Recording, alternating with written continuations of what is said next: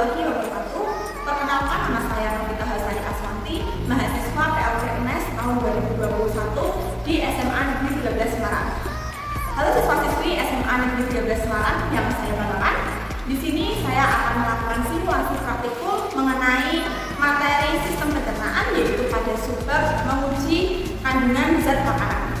Nah, saya akan menyampaikan terlebih dahulu terkait tujuan praktikum yang dilakukan, yaitu untuk menguji keberadaan kandungan karbohidrat, kemudian protein, lemak, dan juga vitamin C pada berbagai jenis bahan makanan. Kemudian terkait manfaat dari praktikum yang dilakukan, diharapkan siswa-siswi mampu untuk memilih bahan makanan yang baik untuk dikonsumsi dalam kehidupan sehari-hari dan tentunya memiliki kandungan gizi yang dibutuhkan oleh tubuh. Oke, baik, sebelumnya di sini saya akan sebutkan terlebih dahulu terkait alat dan bahan yang digunakan untuk praktikum uji zat makanan.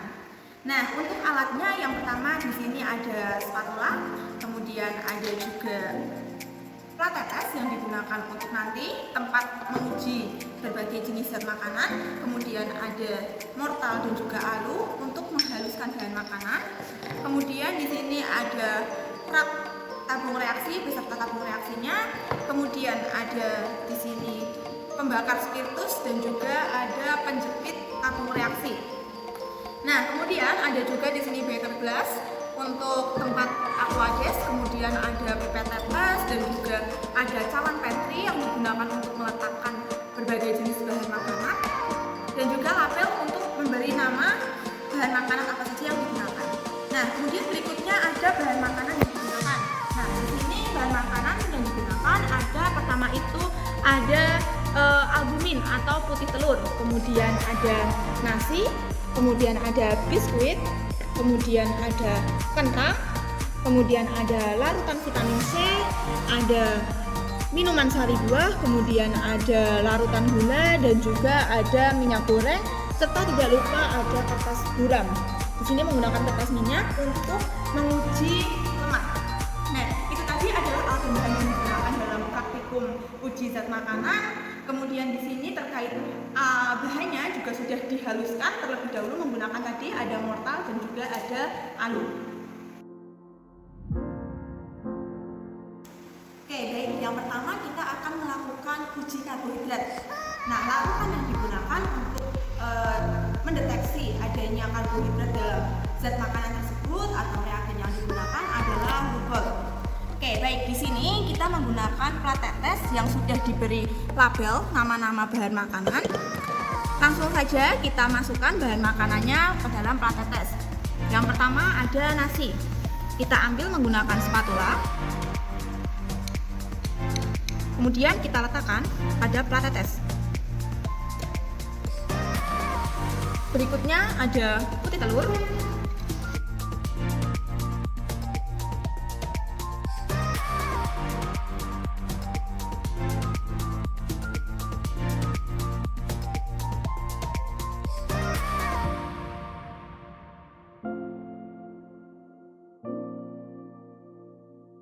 Setelah sudah bahan makanan sudah disiapkan pada plat tetes, langkah berikutnya adalah meneteskan reagen yaitu lugol. Di sini meneteskannya cukup 2 tetes saja, 2 tetes larutan lugol. Oke.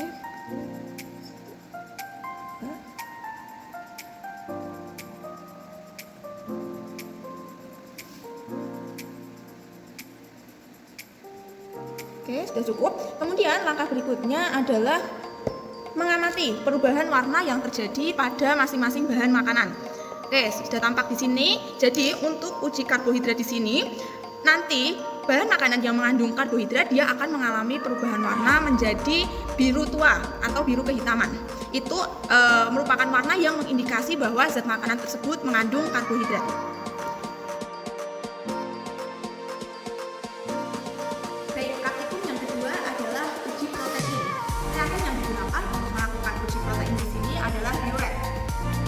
Kemudian untuk langkah pengerjaannya, di sini kita siapkan plat tetes yang sudah diberi label berbagai jenis bahan makanan.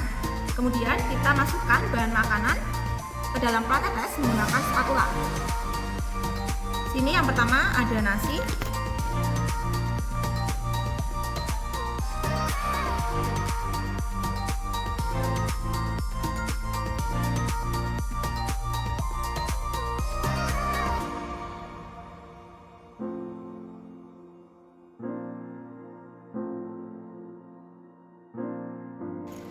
Nah, setelah seluruh bahan makanan sudah siap tersedia pada plat tetes, kemudian langkah berikutnya adalah meneteskan biuret.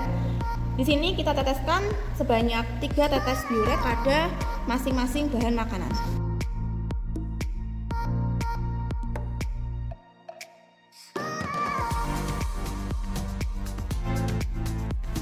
Oke, kemudian setelah kita tetesi, langkah berikutnya adalah kita amati perubahan warna yang terjadi pada masing-masing bahan makanan. Jadi untuk biuret, perubahan warna yang terjadi ketika makanan tersebut mengandung protein itu adalah berubah warna menjadi ungu. Nah, ini sudah nampak untuk yang mengalami perubahan menjadi warna ungu adalah bahan makanan albumin atau putih telur.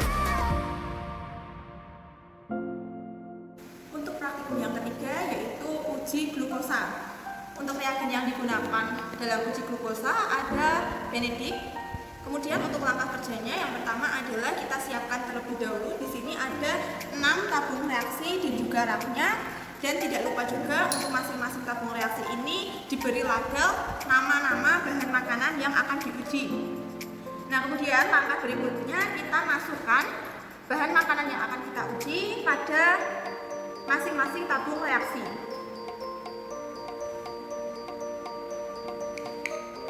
Yang pertama ada nasi.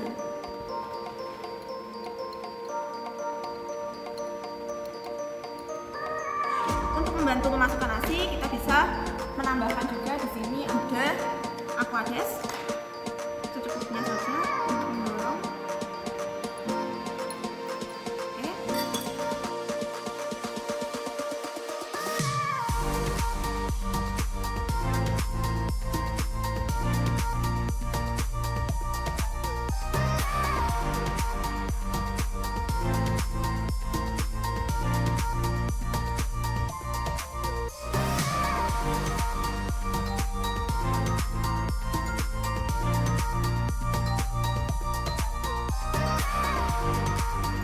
Nah, kemudian setelah semua bahan makanan sudah siap, langkah berikutnya adalah kita teteskan sebanyak 5 tetes larutan Benedict pada masing-masing bahan makanan.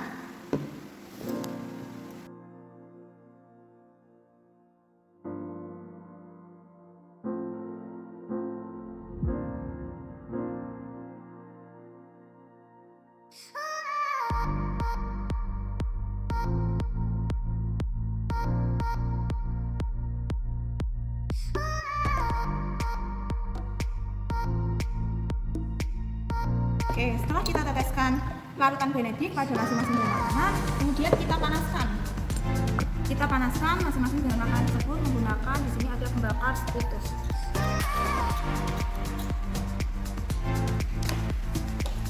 Kita panaskan masing-masing bahan makanan di sini menggunakan di sini ada penjepit tabung reaksi.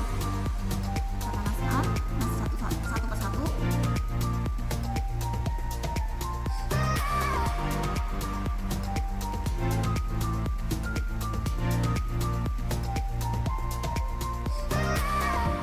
Jangan lupa kita amati juga. Nah, ini kemudian kita amati perubahan warna yang terjadi. Apabila dia mengandung glukosa, maka perubahan warna yang terjadi itu ada merah bata.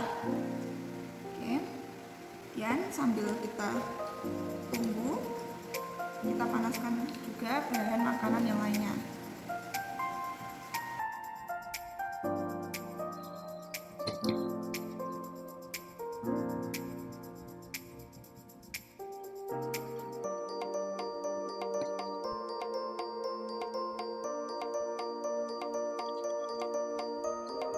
Nah, baik, setelah semua bahan makanan sudah kita panaskan, langkah berikutnya yaitu kita amati perubahan warna yang terjadi pada masing-masing bahan makanan.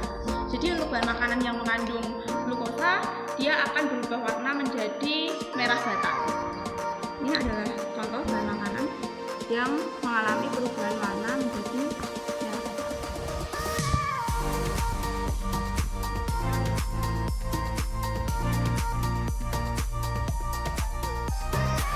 Berikutnya ada praktikum uji vitamin C. Nah, untuk reagen yang digunakan di sini ada iodin atau menggunakan betadine. Nah, untuk langkah kerjanya di sini kita siapkan terlebih dahulu 2 tabung reaksi dan juga juga ada tabung reaksi yang tentunya sudah diberi label nama bahan makanan yang akan kita gunakan. Nah, langkah berikutnya adalah kita teteskan betadin sebanyak 3 tetes pada masing-masing tabung reaksi.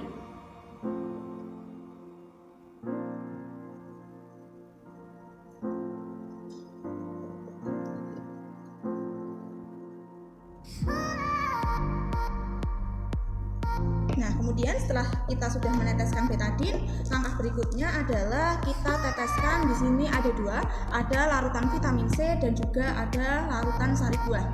Nah, yang pertama kita akan teteskan terlebih dahulu larutan vitamin C. Di sini kita teteskan bebas berapa tetes sampai larutan vitamin C ini bisa menjernihkan betadin. Kita hitung berapa tetes larutan vitamin C yang kita butuhkan untuk menjernihkan 3 tetes betadin.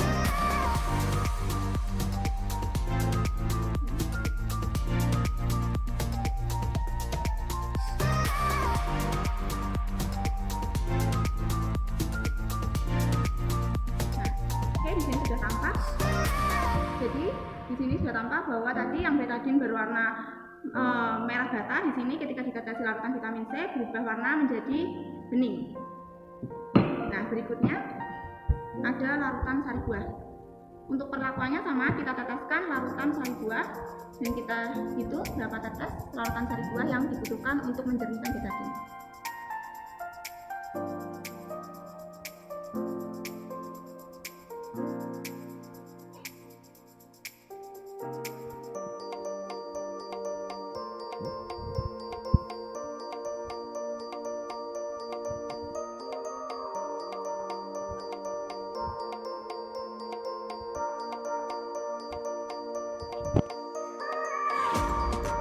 Baik, kemudian kita amati di sini perubahan warna yang terjadi pada kedua jenis tabung reaksi.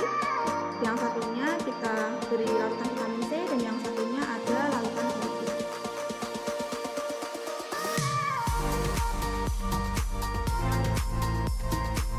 Uji kandungan lemak. Nah, di sini kita siapkan terlebih dahulu ada kertas buram yang sudah diberi label berbagai jenis bahan makanan.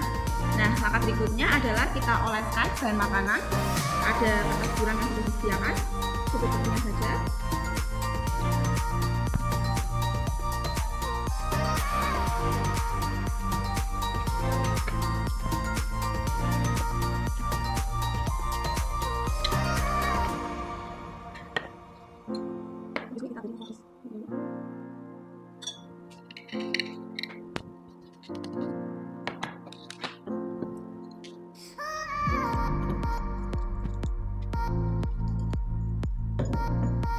Nah, kemudian setelah semua bahan makanan sudah kita oleskan pada kertas buram, langkah berikutnya adalah kita amati tingkat transparansi dari masing-masing bahan makanan dengan cara bisa diterawang.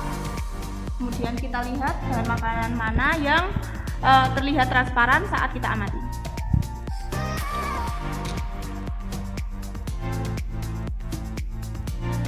Baik, itu tadi adalah kegiatan simulasi praktikum uji zat makanan yang sudah dilakukan.